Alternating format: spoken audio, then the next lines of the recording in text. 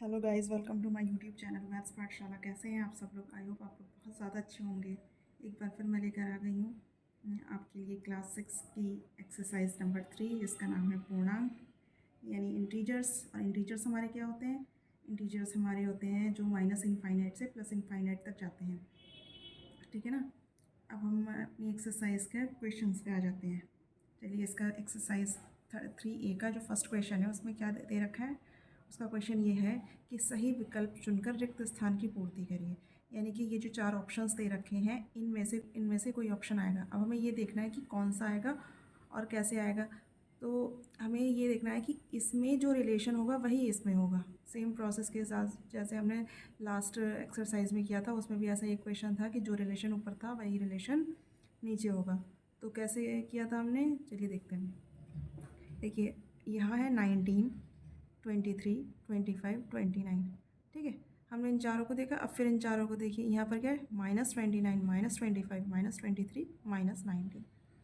अब ये जो यहाँ से बढ़ता हुआ क्रम है, यहाँ से भी बढ़ता हुआ क्रम है, बस ये है कि ये माइनस में है।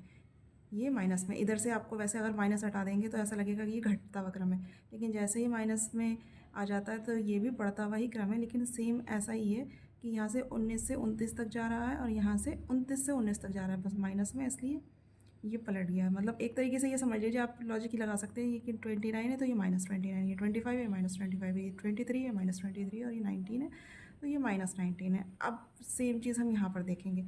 ये 17 है तो यहाँ -17 आएगा, यहाँ 13 है तो यहाँ पर -13 आ जाएगा। चेक करने के लिए आगे बढ़ते हैं। 11 है तो -11, 7 है तो -7। ठीक है ना। तो क्या आया था हमारा? 17 है तो -17, 13 है तो -13। तो हमारा इसका ऑप्शन नंबर सेकंड सही हो जाएगा। हम यहाँ पर -13 लिख देंगे। ठीक है, लिख देते हैं -13।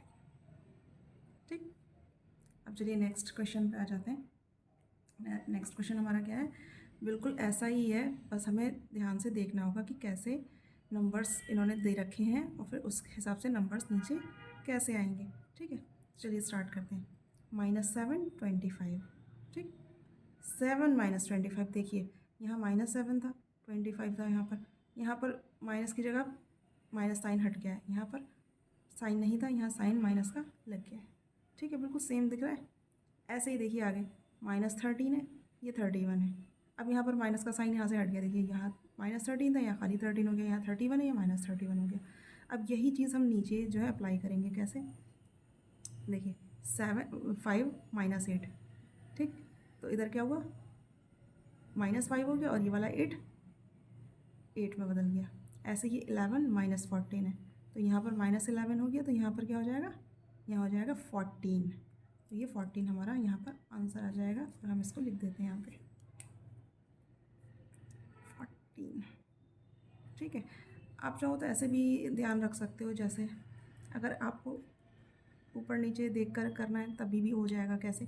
यहाँ पर अगर -7 5 है तो देखिए यहाँ थर्ड वाली लाइन में 7 -5 है ना, इसमें भी साइन का चेंज दिखाई दे रहा है। जैसे भी आपको मैच लगता है आपस में, वैसे आप कर सकते हैं।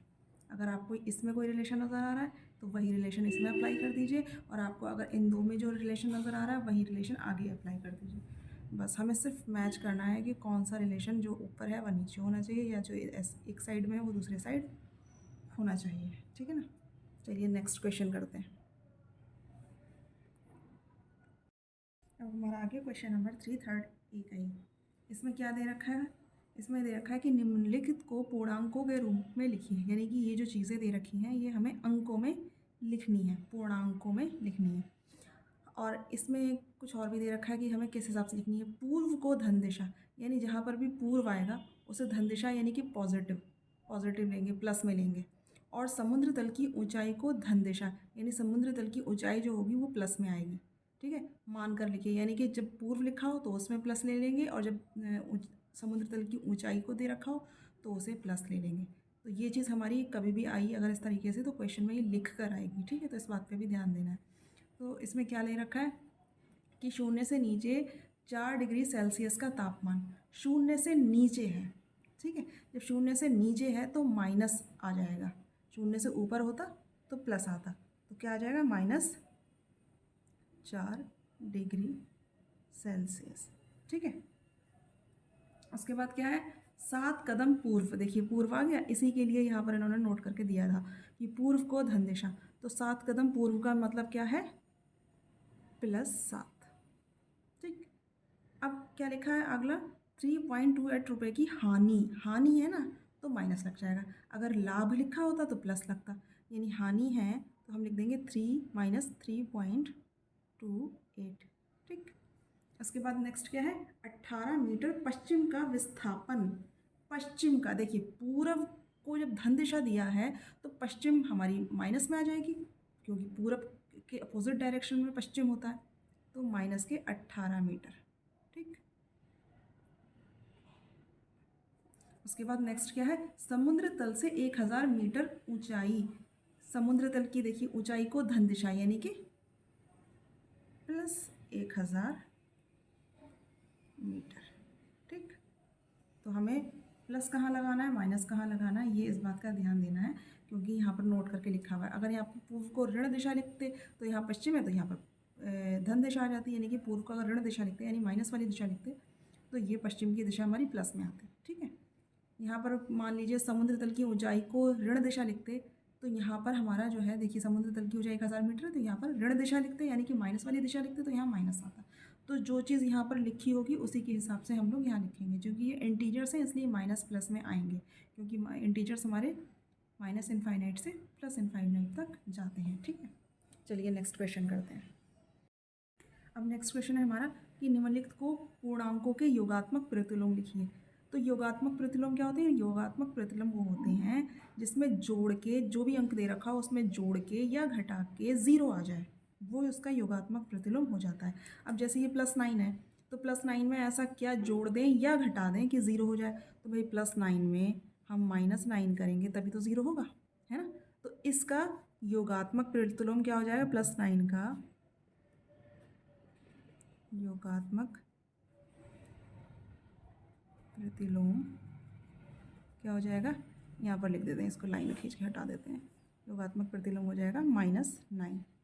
ठीक, यानी कि जो अगर कोई भी पूर्णांक दे रखा है, अगर वो प्लस में दे रखा है तो योगात्मक प्रतिलोम माइनस में होगा, माइनस में दे रखा है तो उसका योगात्मक प्रतिलोम प्लस में होगा, क्योंकि आपस में जोड़ने पर 0 आना चाहिए योगात्मक प्रतिलोम के लिए, पूर्णांकों को, दोनों पूर्णांकों को आपस में जोड़कर 0 आना चाहिए। ठीक है, तो -21 का योगात्मक प्रतिलोम क्या हो जाएगा,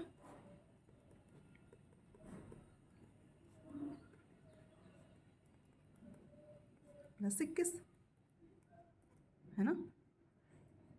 ऐसी 39 + 39 का योगात्मक प्रतिलोम क्या हो जाएगा,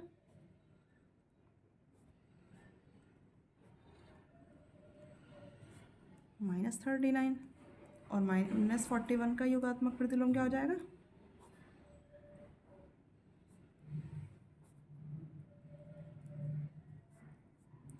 +41। आई होप आपको समझ में आ रहा होगा। चलिए नेक्स्ट क्वेश्चन करते हैं। इसमें क्या लिखा है, संख्या रेखा खींचिए और उस पर निम्नांकित पूर्णांकों को प्रदर्शित कीजिए। तो यानी कि जितने भी पूर्णांक दे रखे हैं ये उस संख्या रेखा पर हमें दिखाने हैं। तो देखिए सबसे पहले हम लोग संख्या रेखा खींचेंगे। ठीक है, तो हमारी संख्या रेखा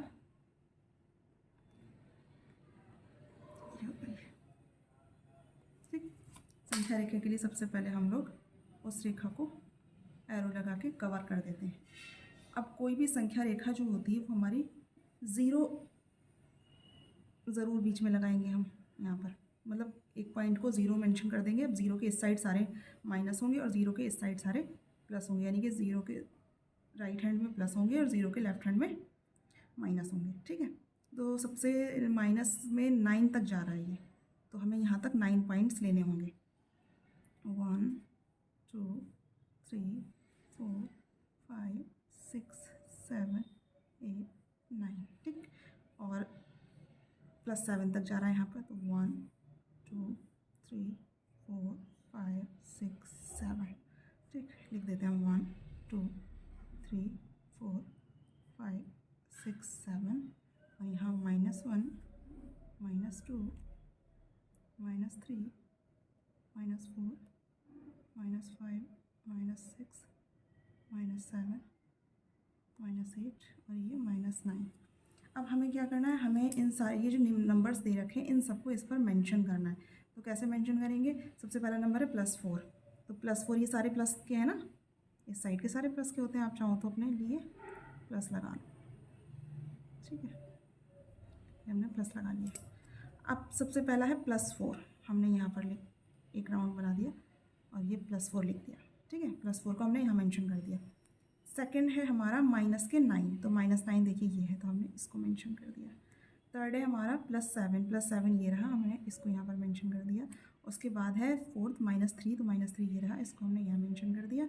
और उसके बाद है -6, तो -6 हमारा ये रहा, इसको हमने यहाँ मेंशन कर दिया।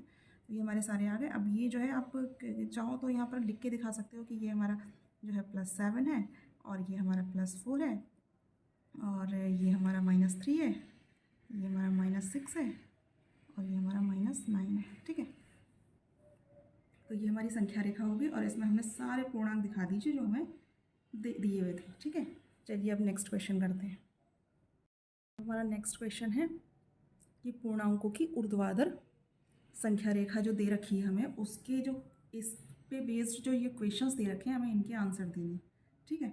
इन्होंने एक ऊर्ध्वाधर रेखा दे रखी है, इस पर जो है किसी पॉइंट पर नंबर और अल्फ़ाबेट दे रखा है, किसी पर सिर्फ अल्फ़ाबेट दे रखा है और बस यहाँ पर ही तो 0 है, बाकी सारे अल्फ़ाबेट दे रखे हैं और ये नंबर दे रखा है। अब हमें ये बताना है इन क्वेश्चन के हिसाब से कि इनके आंसर्स क्या होंगे। तो ए बिंदु +7 है, तो कौन सा बिंदु -7 होगा, ठीक है। तो हम ऐसा करते हैं, पहले हम इन सब पे नंबर्स डाल देते हैं ताकि हमें पता चल जाए कौन सा बिंदु कौन सा है।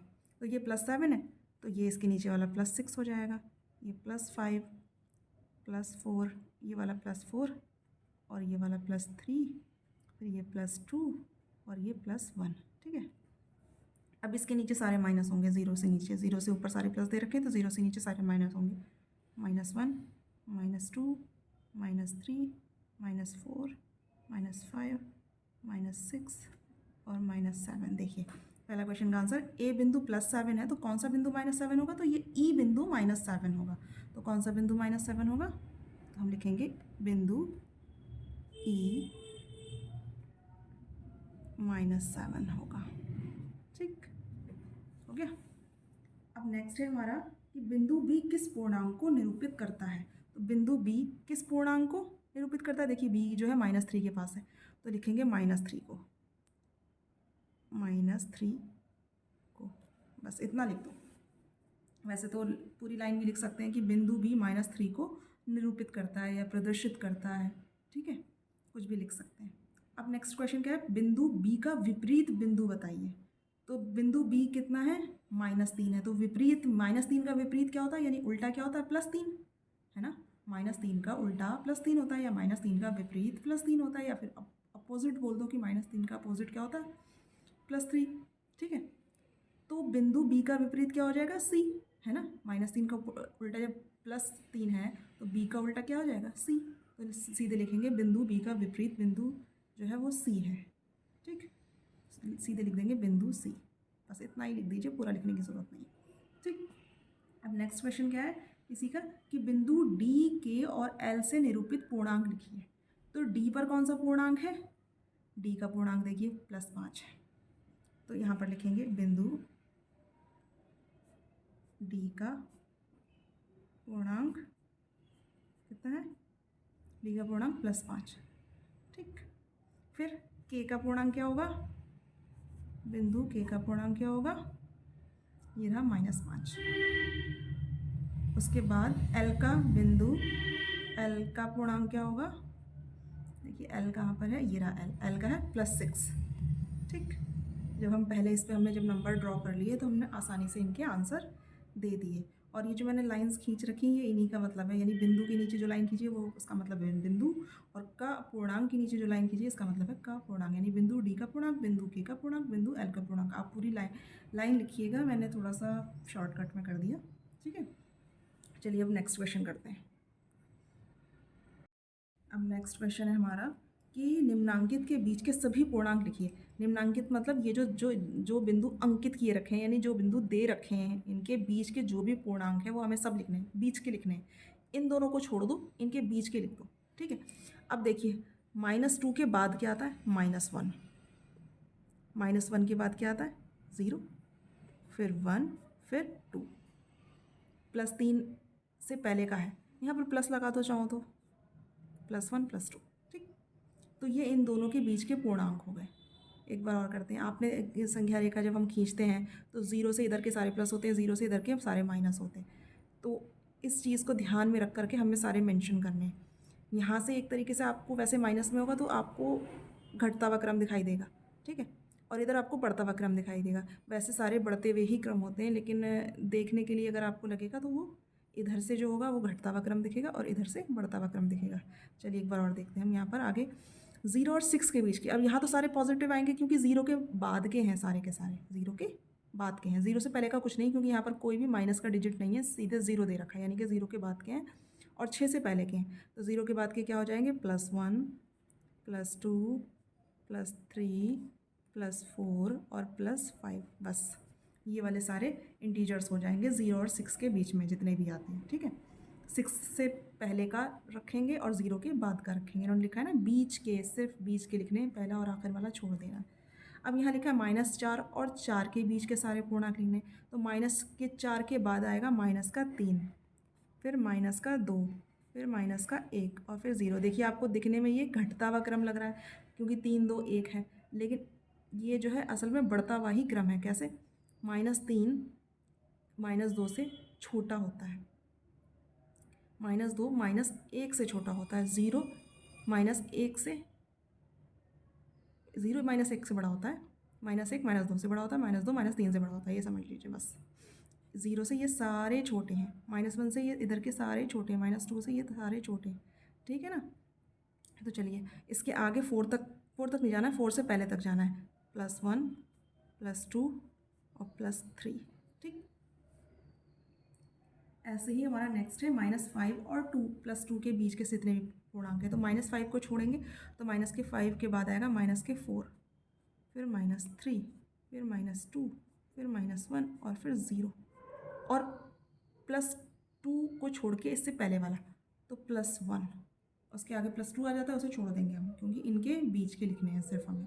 अब नेक्स्ट है हमारा -3 और +5 के बीच के पूर्णांक लिखने हैं, तो -3 के बाद आएगा -2, फिर -1, फिर 0, और +5 तक नहीं जाएंगे, +5 से पहले तक जाएंगे, यानी +1 +2 +3 और +4, बस इन दोनों के बीच के पूर्णांक सारे के सारे ये रहे, ठीक है। ऐसे ही -8 और 4 के बीच। अब -8 के बाद कितना आता है, -7 -6 -5 -4 -3 -2 -1 और ये 0, और 4 से पहले +1 +2 +3, बस इसके आगे तो +4 आ जाता है, ठीक है। तो इस तरीके से हमें अपने सारे इंटीजर्स लिखने हैं जो इन दोनों के बीच में हमें दे रखे हैं। उन्होंने लिखा है ना बीच के सभी पूर्णांक लिखने, तो हमने बीच के सारे पूर्णांक लिख दिए हैं, लेकिन इस बात का हमें ध्यान रखना है कि माइनस से प्लस के बीच में ही रहना है। जैसे कि ये -2 है तो -2 के बाद वाला डिजिट जो आता है माइनस, वो -1 आता है, ठीक है। ऐसे ही -4 है तो -4 के बाद वाला डिजिट क्या आता है, -3 आता है। यानी कि यहाँ से आपको घटने वा जैसा लगेगा, ऐसा लगेगा ये घट रहा है 3 2 1, लेकिन ये माइनस में है तो ये जो है बढ़ता हुआ ही क्रम है टोटल। सबसे बड़ा ये है, उससे छोटा ये है, उससे छोटा ये, उससे छोटा ये, उससे छोटा ये, उससे छोटा ये, उससे छोटा ये, तो इसका मतलब ये बढ़ता हुआ ही तो क्रम है, सबसे छोटा ये है तो, है ना। और वैसे आपको दिखने में ऐसा लगेगा कि 0 से इधर 1 2 3 बढ़ रहा है और इधर से ये घट रहा है इधर से, तो ऐसा नहीं है। आपको बस समझाने के लिए बताया गया है कि 0 से इधर आपको लगेगा जैसे घटता हुआ क्रम है और 0 से इधर आपको ऐसा लगेगा जैसे बढ़ता हुआ क्रम है, लेकिन असल में ये पूरा बढ़ता हुआ ही क्रम कहलाता है, ठीक है। चलिए नेक्स्ट क्वेश्चन। ये क्वेश्चन भी हमारा बिल्कुल क्वेश्चन नंबर 7 की तरह ही है, लेकिन ये लिखा दूसरे तरीके से, तो हम इसे समझेंगे कि ये कैसे करके इन्होंने इस क्वेश्चन को दिखाया है। क्या लिखा है इन्होंने कि निम्नांकित संख्या रेखा देखिए, तो हमारी देखिए संख्या रेखा इन्होंने दिखा दी है, ठीक। उसके बाद लिखा है इसकी सहायता से निम्नांकित पूर्णांकों के जोड़े के बीच के पूर्णांकों को आरोही यानी बढ़ता हुआ क्रम यानी कि असेंडिंग ऑर्डर में लिखना है। तो इन दोनों के जो है जोड़ों के बीच के, देखो पूर्णांकों के जोड़ों के बीच के, ये जोड़ा ही तो है, दो अंक हैं तो जोड़ा ही हो गया। इनके बीच में जितने भी पूर्णांक हैं उन्हें आरोही क्रम में लिखना है, यानी बढ़ते हुए क्रम में लिखना है। तो ये एक तरीके से ये हमारा आरोही क्रम तो ही चल रहा है ना, बढ़ता हुआ क्रम ही तो चल रहा है इसमें भी लाइन में, क्योंकि 0 से इधर के सारे प्लस हैं, 0 से इधर के सारे माइनस हैं, सबसे छोटा ये है, सबसे बड़ा ये है इसमें, है ना। तो असेंडिंग ऑर्डर है ये, बस हमें क्या करना है 2 और 5 के बीच के जो भी पूर्णांक है वो हम समेट लेंगे। तो देखिए 2 और 5 के बीच में कौन कौन आ रहे हैं, 3 और 4 आ रहे हैं, बस आ रहे हैं। 2 और 5 के बीच में सिर्फ 3 और 4 आ रहे हैं, तो 2 और 5 के बीच के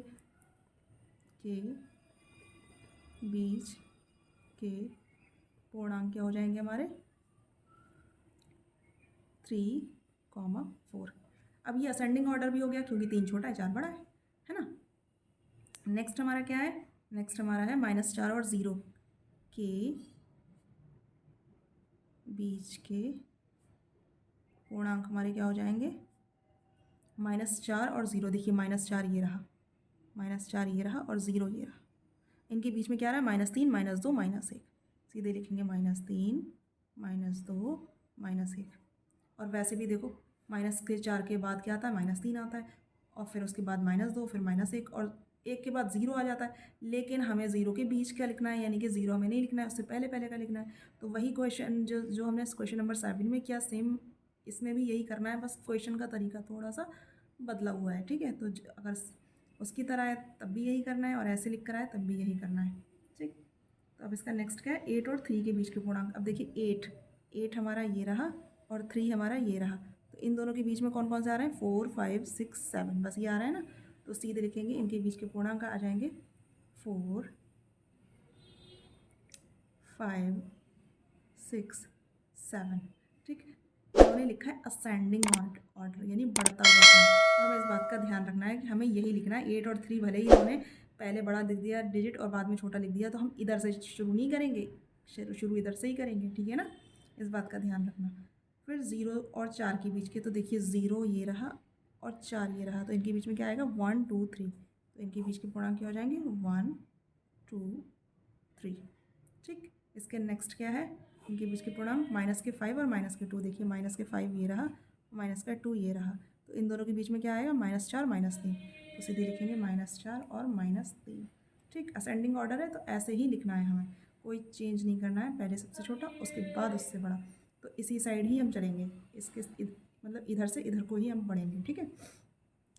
अब नेक्स्ट है हमारा -1 और 4 के बीच के पूर्णांक निकालने हैं। तो -1 हमारा ये रहा और 4 हमारा ये रहा, तो -1 के बाद क्या है, 0, 1, 2, 3, ठीक।